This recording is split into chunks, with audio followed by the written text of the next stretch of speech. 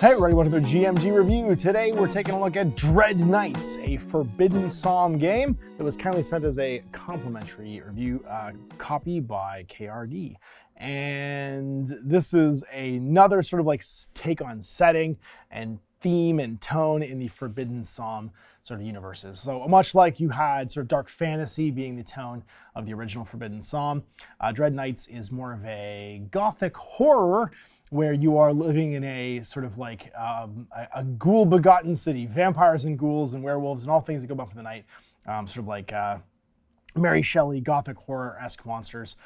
And you play a hunter team trying to take them out. So this lovely hardcover came packed with some tokens.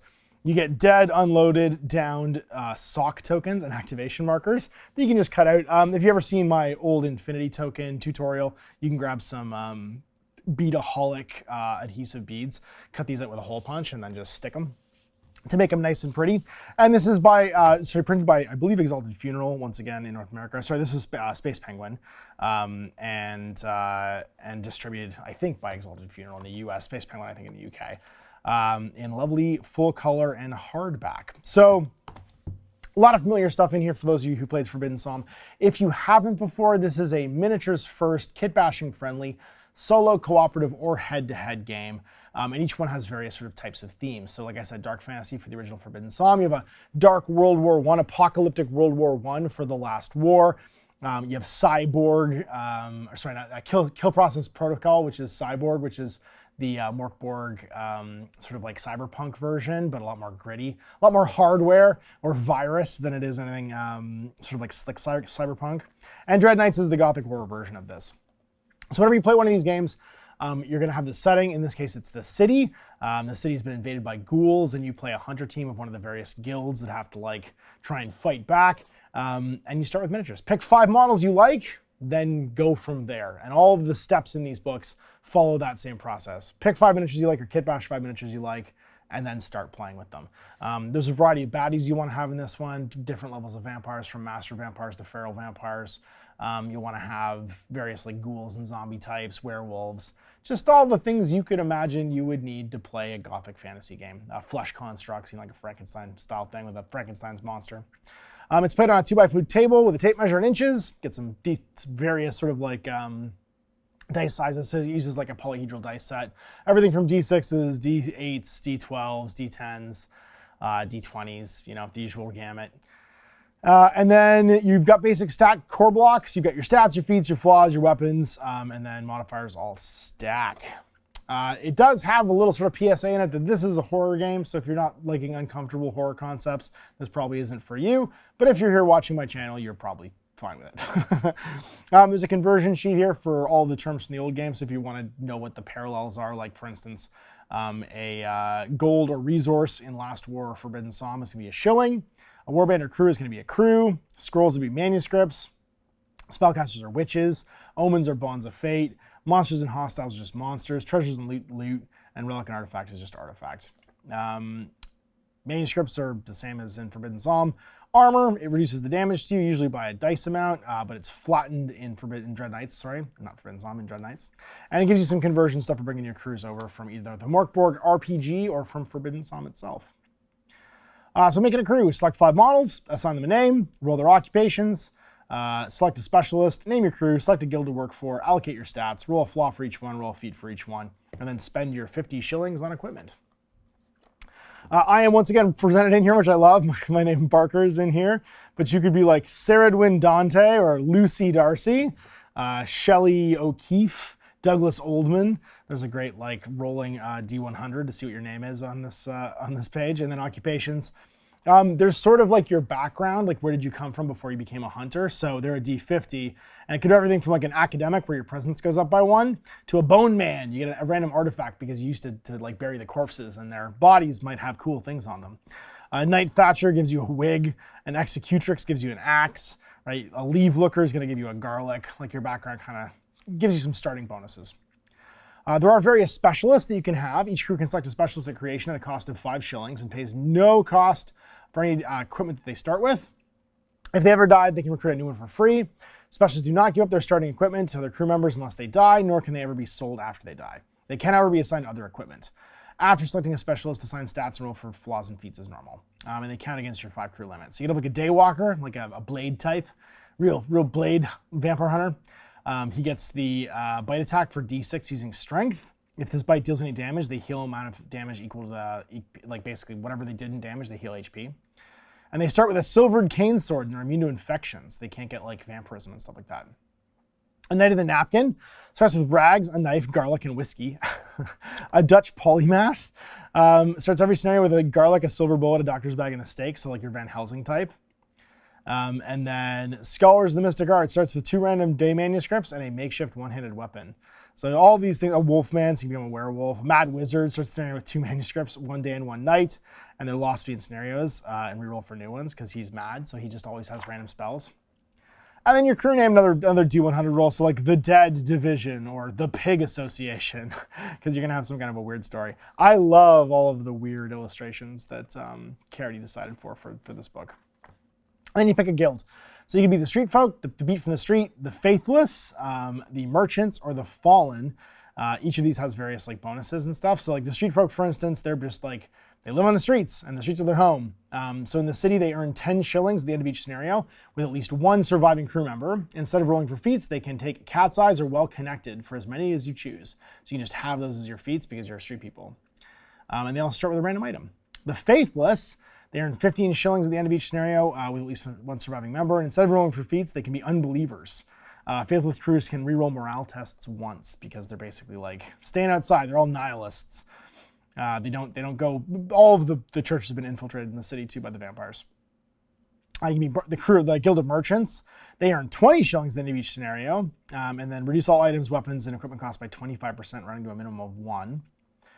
And then the Fallen, the horrors of the night have left many sorrowful souls behind, with those infected with their curses, and those who have lost loved ones. They get 10 shillings at the end of each scenario, and when selecting crew members, you can choose to have them roll on this table. Either a cured vampire, take the smote, a cured werewolf, take the smote feat in addition to feats that you roll.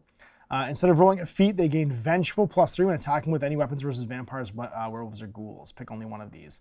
So basically, you're someone that's like been left behind after attack by something, and you're like sworn revenge against the monsters. And then you can get your crew HQ. You start at the lowest level, like an old mattress for the street folk. The merchants get to be in the smiths. Yeah, and then for 5 XP or 40 shillings, the crew can purchase one of the following upgrades. Upgrades, unless stated, do not stack. So like you get these like bonuses. You start on the street, you can buy an old mattress, or the dock owes us, a city survivor. Whenever a member of the crew successfully rolls for loot, they gain a random item from page 26. The merchants can hire smiths or haberdashers to gain a random item after each scenario. An old bookstore to get a day manuscript after each scenario. The faithless can get an apostolic archive to gain a random night manuscript. And the lost when recruiting new members, they now come with a random weapon for free. The fallen get things like Not Quite Dead Yet. Can reroll 1 death save after each scenario. If 2 or more death saves are required, only reroll 1. And then the Fallen Collection, after each scenario, the crew gains a random day or night manuscript. And your stats. For each model in a crew, select one of the 2 stat blocks, either +2, +2, -1, -2, or +3, +1, 0, and 5. Now remember, certain things will also be like dictated by your strength. So how many items you can carry is based on your strength bonus. I think it's 4 plus 5 plus your strength slots. So if you're at a negative, your slots for equipment go down, but if you're at a positive, they go up.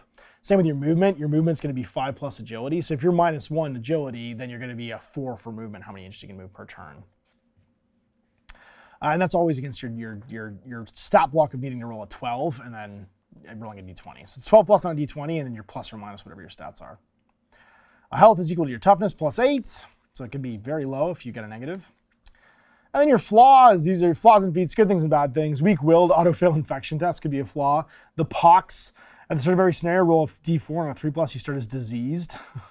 Overworked, just -1 strength. Or lucky on a 20, no flaw. Feats can be things like newbie, no feat. A cat eyes, ignore the darkness condition. A garlic farmer, smells so strongly of garlic that vampires are -3 to attack them. Just fun things like that. And then, yeah, you've got all your different stuff you can buy. So now, of course, because this is a different setting than Forbidden Psalm and The Last War, things like rags, whiskey, doctor's bags, garlic, and salt bags remedies.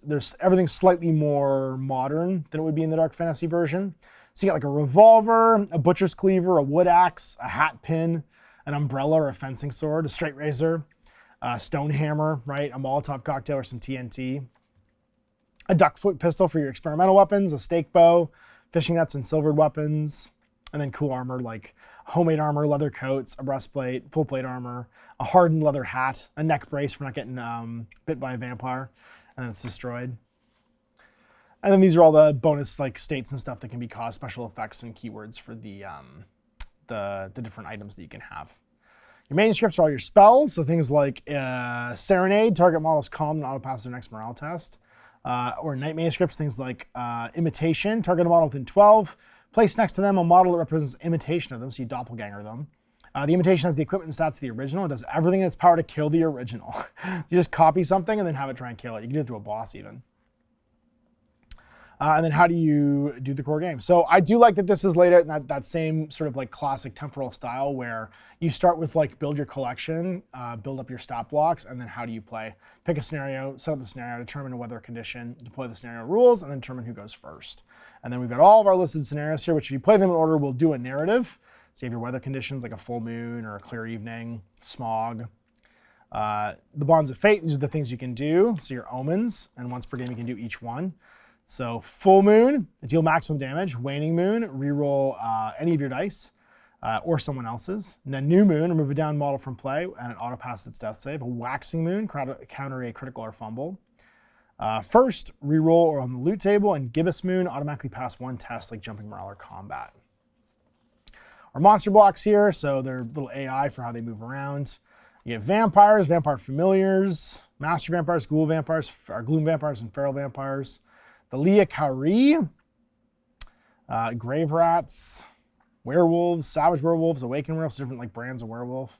The creator and the creations, this is your sort of like Frankenstein analog. Ghouls, grave robbing ghouls, ancient ghouls.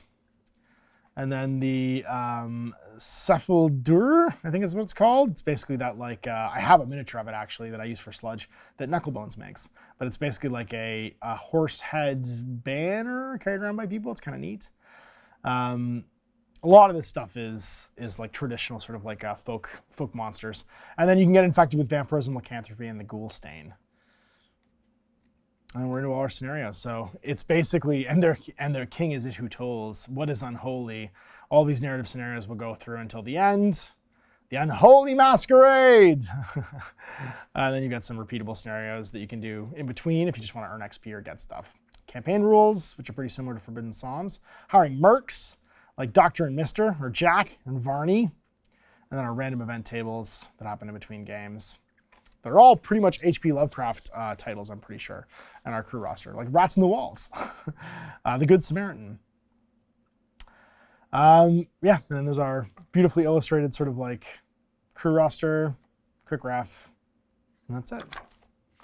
So a lovely sort of Penny Dreadful style like addition to Forbidden Psalm. So if you're looking for something that's a little more gothic, and you know, sort of like that Victorian horror era where you want your sort of like gaslit streets and coal-stained buildings and evil monsters in the shadows of an infiltrated city, this is probably up for you. I love the Psalm series.